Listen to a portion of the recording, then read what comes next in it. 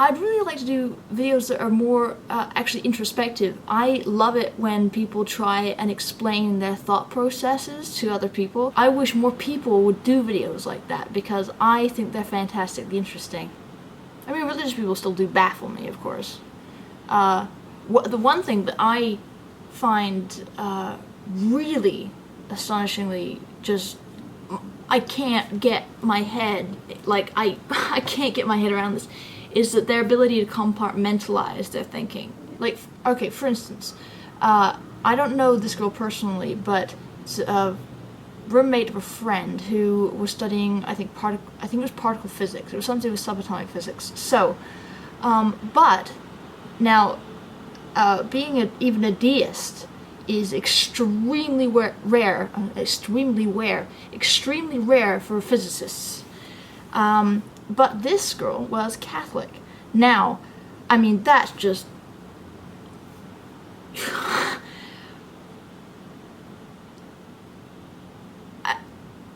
I mean, of all the people who knows that this doesn't fucking work, the ideas of Catholicism and reality don't mix.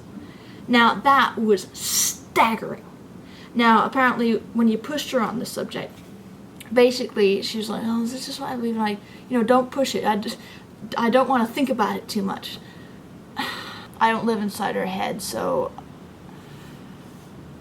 I mean, but I still can't escape the thought that that was intellectually extremely cowardly. I know why they don't want to think about it. I mean, anybody who's put any kind of emotional investment into an idea, it's sometimes uncomfortable to have to basically overhaul your psyche when it's something fundamental like that. So, brought up Catholic, studying physics, and just this extraordinary ability to compartmentalize their lives, like 6 days a week to live in the real world, and on the 7th you go to church and believe that, and earnestly believe both things. I think, unless they don't, which makes me think that somewhere in the back of her mind, because she didn't want to explore the idea, makes me think that deep down she suspected that, of course, they don't work together.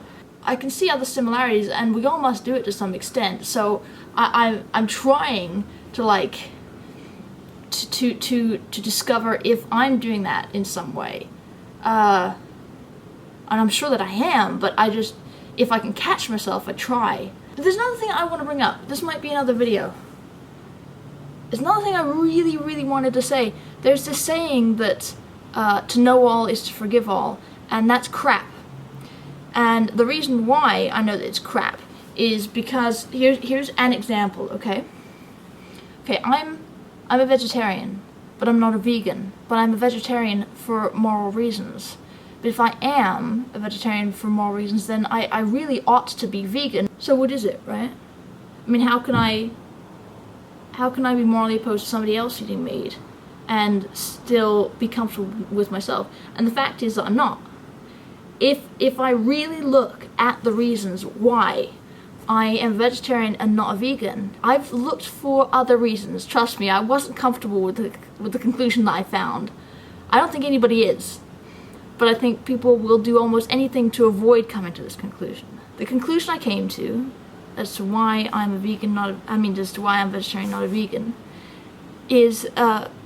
came right down to a combination of, this is where my empathy cutoff point, sort of, that gray area meets. This is where my empathy meets my laziness. I'm not a vegan because I'm lazy.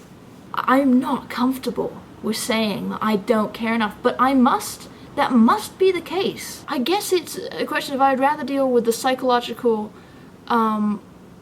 conflict in knowing that I'm being hypocritical rather than trying to lie to myself and find justifications for why I don't do what I consider to be my moral duty.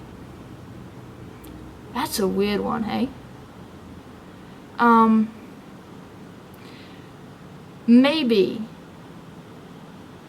I'll get so uncomfortable with myself that I'll get off my ass and do something about it. I think that laziness is a case in most reasons why people won't perform their moral obligation. In the same way as you don't like sweatshops, right? You don't like the way people are exploited, but you will go down and try to find the cheapest pair of sneakers.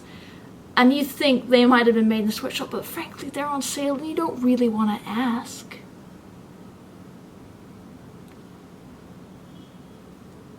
Come on. We all do it. We do. Or at least most of us do.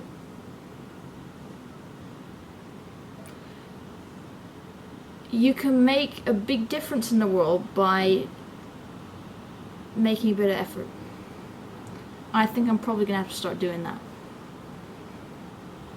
Because I need to be able to live with myself. Well, then I guess somebody would say, well, what good is it to be aware that you're a hypocrite and be down on yourself? Well, the thing is, I'm not quite down on myself.